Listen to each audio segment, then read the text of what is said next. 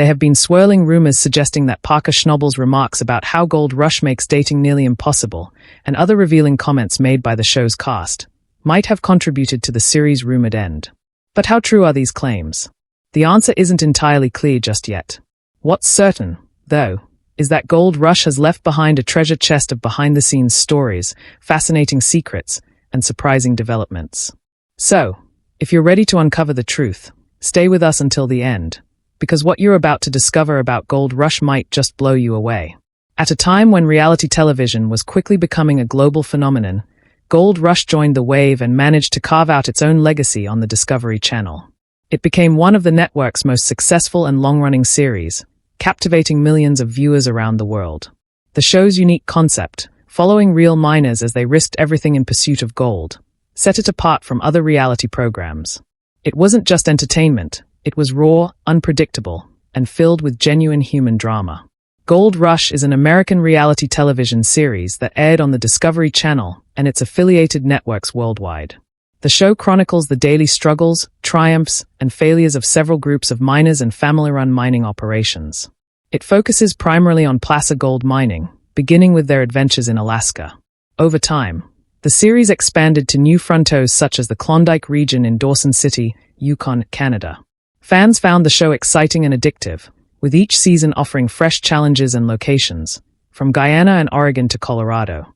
By 2024, the series had aired an impressive 15 seasons, cementing its place in reality TV history. When Gold Rush first premiered, it was originally titled Gold Rush, Alaska. The first season captured the story of 6 men from Sandy, Oregon, a small town located about 30 miles southeast of Portland. During an economic downturn that left many Americans jobless, these men decided to take an enormous gamble. With little to no mining experience, they packed up their lives and traveled to Porcupine, Alaska, determined to strike gold. Their lack of experience, however, soon became evident.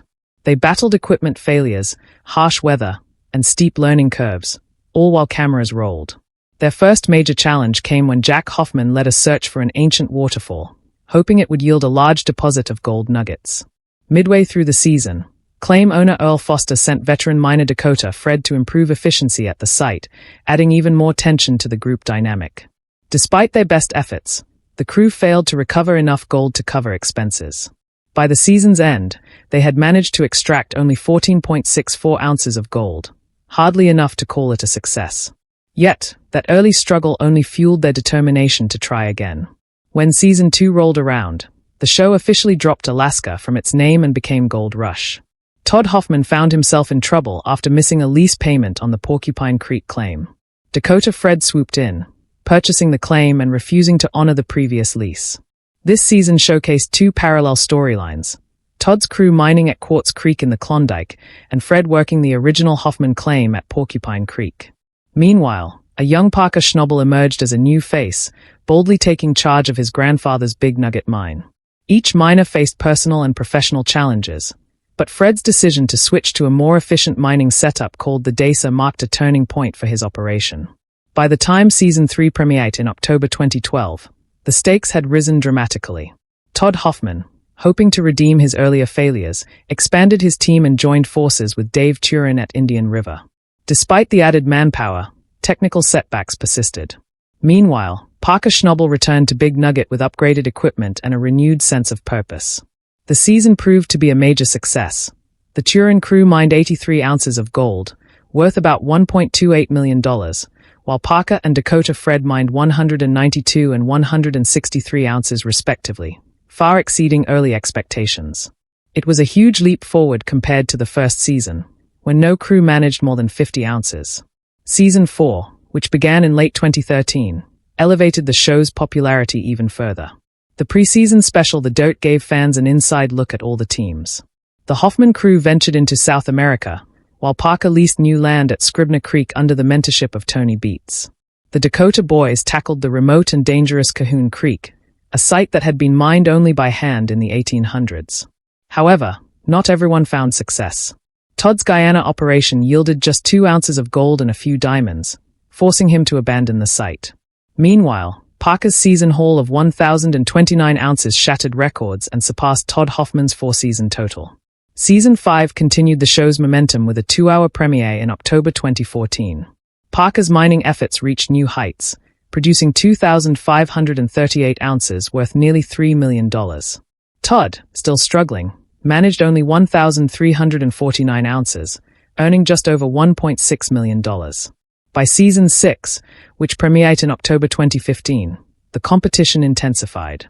Tony Beat's dredge produced 737 ounces, Parker mined 3,372 ounces worth about $3.5 million, and Todd improved slightly with 3,032 ounces worth $3 million. Season 7, premiering in 2016, brought more drama and new challenges. Todd's Oregon mine failed, forcing him to relocate to Fairplay, Colorado, where he barely broke even with around 1,100 ounces. Tony's family operation delivered 2,100 ounces using a restored gold dredge, while Parker once again came out on top, earning more than $5 million with a massive 4,300-ounce haul. In Season 8, which aired in 2017, the rivalry between the Hoffman and Schnabel crews reached its peak. They made a bet, 100 ounces of gold, to see who could mine the most. While both crews pushed for a record-breaking 5,000-ounce goal, Tony Beats focused on reassembling an old mining dredge. By season's end, the Hoffmans mined 1,644 ounces in Colorado, worth just under $2 million. Parker crushed the competition with 6,280 ounces valued at $7.5 million, while Tony ended with 3,659 ounces worth over $4 million. Season 9 premiered in October 2018, marking a new era for the series. With the Hoffman family's departure, the spotlight turned to Rick Ness as he stepped out from Parker's shadow to lead his own independent mining crew. It was the beginning of a new chapter, but also the beginning of the end for one of Discovery Channel's most legendary shows. The show Gold Rush didn't just highlight the thrill of mining. It also followed the intense journeys of its stars, including Parker Schnabel and his crew, as well as Tony Beats and his family. The producers made sure that this particular season was filled with excitement, extending it to 20 episodes, with the finale airing in March 2019. By the end, Parker's crew had surpassed all expectations at Scribner Creek, exceeding their ambitious 7,000-ounce goal by mining an impressive 7,427.25 ounces of gold, worth nearly $9 million. Rick Ness also celebrated success, pulling in around 1,150 ounces valued at $1.3 million, beating his 1,000-ounce target. Unfortunately, Tony Beats didn't have the same luck. He fell short of his 6,000-ounce goal, finishing the season with just under 4,400 ounces. Despite the mixed results, the show's popularity continued to soar. Fans couldn't get enough, prompting the network to release aftershows and special editions. Some of these were titled The Dirt, while others were simply called The After Show. These segments took audiences behind the scenes, showing never-before-seen footage, candid interviews, and light-hearted moments with the miners. Later, the producers introduced extended versions of episodes known as Pay Dirt, which kept fans glued to their screens with more detailed footage and personal insights. Things were going smoothly until the COVID-19 pandemic hit, throwing the television industry into chaos. The production team struggled to maintain interviews and regular programming due to travel restrictions and safety concerns. In response, they launched The Dirt, Home Edition, where the cast filmed from their homes. Despite these challenges, the Gold Rush franchise remained strong, leading to several spin-off series that expanded its universe even further. One of the first spin-offs was Gold Rush, The Jungle, which aired between seasons 2 and 3. This special followed Todd Hoffman and his crew as they ventured deep into the jungles of Guyana, South America, seeking new opportunities. The hour-long episode documented their attempt to establish a mining operation during the Klondike off-season. Although they managed to find gold, it wasn't enough to offset the enormous expenses of mining in such a remote and dangerous location, accessible only by trekking through dense jungle and crossing treacherous rivers. Realizing it wasn't financially viable, Hoffman decided not to return for another attempt the following year. The franchise then launched Gold Rush, South America, which aired between seasons 3 and 4. In this series, Todd Hoffman and his team traveled across Chile, Guyana, and Peru in search of promising gold deposits. It aired as a summer mini-season and gave fans a refreshing twist on the familiar formula, showing the crew's resilience and adaptability in vastly different terrains. By 2017, another popular spin-off, Gold Rush, Parker's Trail, began airing.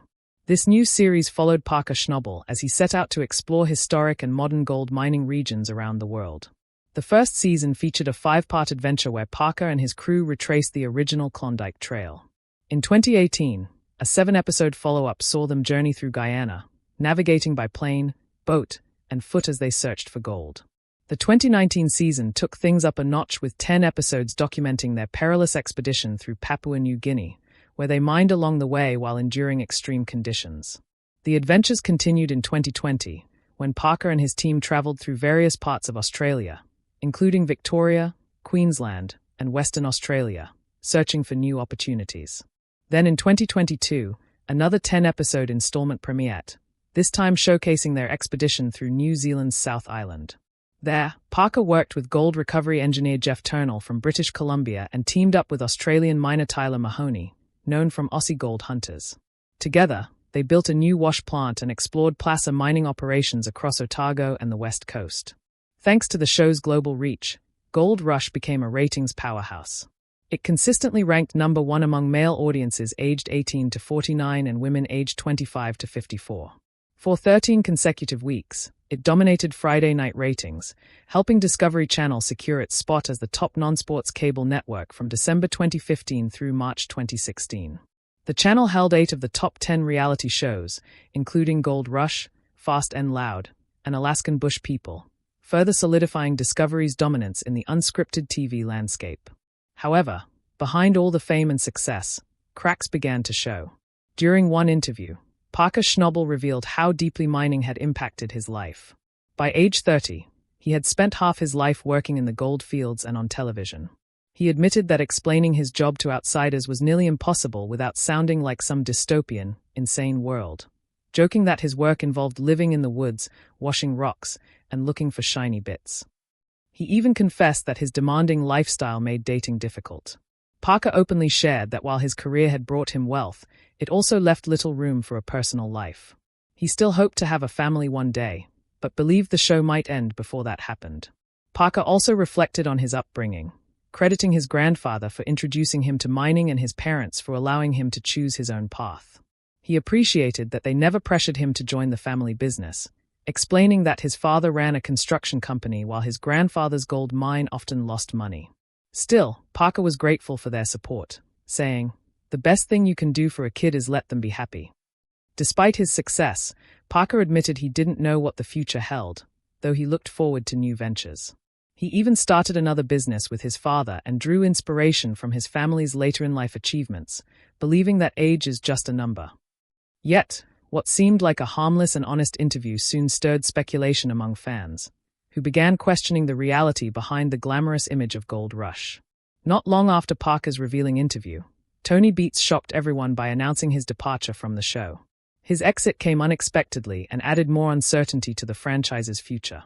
Tony later explained that he had taken time off to focus on his health and personal interests, including off-road racing in Baja, Arizona, where he had recently moved. He described racing as his way of staying grounded, calling it a release after years of demanding mining seasons. Meanwhile, Parker discussed the growing risks and pressures of modern mining, explaining how rising gold prices had encouraged more small-scale operators to take mining seriously. However, he noted that the business required massive upfront costs, extensive permitting, and years of planning, far from the simple adventure most viewers imagined. As more behind-the-scenes truths came out, the once invincible image of Gold Rush began to fade. Rumors of tensions between the show's leading figures, Parker, Tony, and Rick Ness, spread quickly. Parker confirmed that he had limited contact with both Tony and Rick, revealing that they often worked miles apart and rarely interacted outside of filming. He emphasized that while he respected them, he preferred to focus on his own operations, which no longer required him to pay royalties to Tony. Over time, what had once been friendly competition turned into quiet distance and professional rivalry. Even Parker admitted that the production team wanted more on-screen camaraderie, but it simply couldn't be forced. Despite occasional attempts to remain cordial, the underlying tension became too apparent to hide. Eventually, the inevitable happened. The show came to an end. After years of captivating viewers and chronicling the triumphs and heartbreaks of modern-day gold miners, Gold Rush finally shut down for good. The cameras stopped rolling, the sets were dismantled, and the cast members went their separate ways. What remained was a bittersweet legacy, one of ambition, perseverance, and the human cost of chasing dreams buried deep beneath the earth. There was a mix of sadness and relief in the air. Fans mourned the end of an era, but many also felt closure. Gold Rush had left its mark, not just as a TV show, but as a story of grit, passion, and the price of living for gold. Even after the official ending of Gold Rush, its impact didn't fade overnight. Fans continued to revisit old episodes, discuss their favorite moments online, and follow the miners' lives beyond the screen. For years, Parker Schnobel, Tony Beets, and Rick Ness had become household names, symbols of determination, risk-taking, and the rugged spirit of adventure. Yet, now that the cameras were off, each of them had to confront a new reality: what happens after fame, and what it means to live beyond the gold fields. Parker, who had spent his youth growing up in front of millions of viewers, began focusing more on his personal growth and new business ventures. His interviews hinted at a man who, despite success, longed for balance and a simpler life. Away from the pressures of constant filming, he had time to think about his future, to reconnect with his roots, and to explore opportunities beyond mining. Still, mining was in his blood, and it seemed impossible for him to walk away completely. Even as he sought a more grounded lifestyle, the lure of discovery and the thrill of uncovering gold never truly left him. Tony Beets, on the other hand, embraced a different chapter with his characteristic confidence. Moving away from the freezing Yukon, he found comfort in the warmer deserts of Arizona. There, he divided his time between rest, family, and his newfound love for off-road racing. For Tony, the shift wasn't just about escaping the cold. It was about rediscovering joy and reclaiming his health after years of punishing work. He often mentioned how racing, despite its intensity, brought him peace and a sense of control that mining sometimes couldn't. Rick Ness, who had often been seen as the underdog of the trio, faced his own set of challenges after the show ended. His journey through the Gold Rush years had been filled with determination and personal struggle. Even after the cameras stopped rolling, Rick continued to mine independently, but it was clear that the toll of fame and the high demands of mining had weighed heavily on him. He kept a low profile, focusing more on smaller projects and personal well-being. Behind the scenes, the producers and crew who had brought Gold Rush to life for so many years reflected on how much the show had changed the face of reality television. What started as a risky documentary-style project about ordinary people chasing their dreams in the wilds of Alaska had turned into a worldwide phenomenon. It had inspired countless viewers to appreciate the value of hard work, perseverance, and teamwork, even in the face of crushing setbacks. Discovery Channel, too, acknowledged the show's massive influence. Gold Rush had been the network's flagship series for over a decade, consistently leading in ratings and shaping its brand identity. The channel's executives often referred to the show as the heartbeat of Discovery's reality lineup, as it drew massive audiences and helped launch other successful spin-offs. Even after its end, the Gold Rush legacy continued through reruns, online streams, and fan-driven social media discussions. But the truth behind the success wasn't all glamour. As more cast members opened up about their experiences, audiences began to see the emotional and physical strain that came with life on the show. Long hours, brutal weather, and the constant pressure to deliver results for both the mine and the camera made the job far more demanding than most people imagined. For many of the miners, fame didn't mean luxury. It meant exhaustion, sacrifice, and the never-ending fear of failure. Parker Schnobel himself had mentioned in interviews that the emotional toll of being under constant public scrutiny was immense. While fans saw the victories, few saw the nights of self-doubt, the mechanical breakdowns, or the personal losses that came between each ounce of gold. Over time, those hidden struggles began to wear on everyone involved. As the Gold Rush era came to a close, viewers began to reflect on what made the show special in the first place. It wasn't just about the gold, it was about the people. Each miner represented a different side of human ambition. Parker's relentless drive to prove himself, Tony's unshakable confidence and old-school toughness, and Rick's quiet perseverance in the face of setbacks. Together, they showed that the real treasure wasn't just found in the dirt, but in resilience, friendship, and the determination to keep going no matter the odds. In the end, Gold Rush became more than a television show. It was a story of ordinary men who dared to dream big, risking everything for a chance at something extraordinary. Its legacy lives on in the countless fans who still quote their favorite lines, the young dreamers inspired to chase their own fortunes, and the families who sat together week after week watching the miners strike gold, or come up empty. Even though the series has ended, Its spirit remains alive in every rerun and every story told by those who once stood knee-deep in mud and gravel, chasing a glimmer of hope. It was a journey filled with grit, glory, and heartbreak, a reminder that in the pursuit of gold, what truly shines brightest are the people brave enough to dig for it.